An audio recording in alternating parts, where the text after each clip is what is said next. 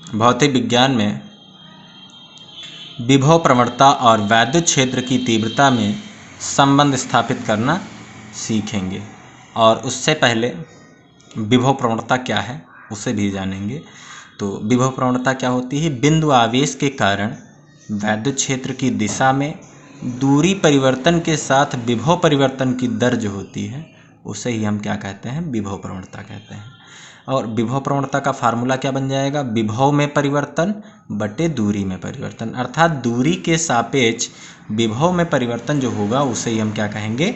विभव प्रवणता कहेंगे। अब इसमें संबंध कैसे स्थापित करेंगे इसको भी देख लेते हैं। तो उसके लिए हमने क्या किया है? एक बिंदु O लिया है और O से स्मॉल r दूरी पर एक बिंदु P लिया है। O पर हमारा एक धनावेश Q है और उससे r दूरी पर जो बिंदु P है उस पर एक परीक्षण आवेश Q0 रखा गया है। और यहाँ से इधर स्मॉल dr दूरी पर कोई बिंदु है जहाँ पर जो हमको वैद्युत क्षेत्र दिया गया है। तो वहाँ पर अगर हम बिंदु को ले जाएंगे तो जो बल कार्य करेगा परीक्षण आवेश पर वो क्या रहेगा? वो रहेगा आपका F बराबर Q0E। अब क्या करना है? हम जैसे इसमें विभव प्रवणता जानते हैं कि विभव में परिवर्तन बटे दूरी में परिवर्तन दोनों का अनुपात जो होगा वो क्या रहेगी? विभव प्रवणता रहेगी। तो अब हम क्या करेंगे? बिंदु यहाँ से माना बिंदु O पर एक धनावेश Q है, ये वाला हो गया। अब O के सापेक्ष किसी बिंदु पर P का जो स्थित सदिश होगा वो क्या रहेगा? R रहेगा, वेक्टर R। आवेश Q के कारण बिंदु P पर जो वैद्युत क्षेत्र की तीव्रता है वो क्या रहेगी? कैपिटल E रहेगी, ये वाली। बिंदु P पर यहाँ पर भी वैद्युत क्षेत्र की तीव्रता E ही रहेगी। बिंदु P पर एक परीक्षण आवेश कौन सा रखा है? Q0, देखिए यहाँ पर रखा हुआ है।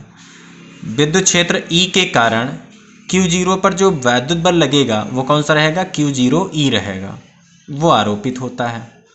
और इस आवेश Q0 को जब हम अति अल्प दूरी dr, ये जो दूरी ली गई है उसी में विस्थापित करते हैं तो क्या होता है? विद्युत बल द्वारा इस पर एक कार्य होता है। तो चूंकि दूरी जो है वो अति अल्प है तो कार्य जो होगा वो भी क्या रहेगा? बहुत ही सूक्ष्म रहेगा। तो W बराबर क्या होता है? F into R। तो यहाँ पर डेल्टा W बराबर क्या हो जाएगा? F into dr। तो यहाँ पर चूंकि हम विपरीत दिशा में आ रहे हैं इसलिए यहाँ पर माइनस का dr लिया जाएगा। अब यहाँ से क्या होगा?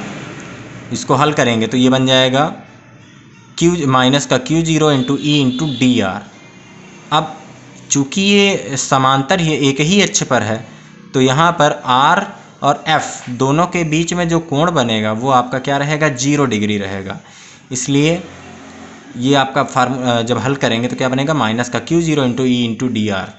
अब आगे ये जो Q0 है इसको हम अगर बाएं साइड में ले जाएंगे तो क्या होगा? डेल्टा W बाई Q0 बराबर माइनस का E इंटू dr। इसको हम इक्वेशन नंबर फर्स्ट दे देते हैं। अब विभवांतर की परिभाषा से हम जानते हैं कि dV बराबर क्या होगा? dW अपान Q0। इसका मतलब ये है कि V बराबर क्या होता है? W by Q0। तो यहाँ पर अब ये जो डेल्टा W बाई Q0 है इसको हम किस में बदल देंगे? dV में बदल देंगे। तो dV बराबर क्या हो जाएगा? माइनस का E इंटू dr। अब यहाँ से अगर हम E बराबर निकालेंगे तो क्या होगा? माइनस का dr आपका इधर आ जाएगा। तो E बराबर माइनस का dV अपान dr। और ये dV अपान dr क्या है?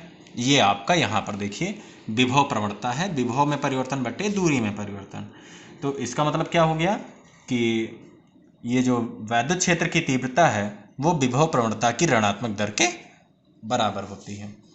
अब यहाँ पर जो ऋणात्मक चिन्ह है वो क्या है? वो ये बता रहा है कि वैद्युत क्षेत्र की दिशा में जब हम जाएंगे तो वैद्युत विभव का मान हमेशा घटता जाएगा।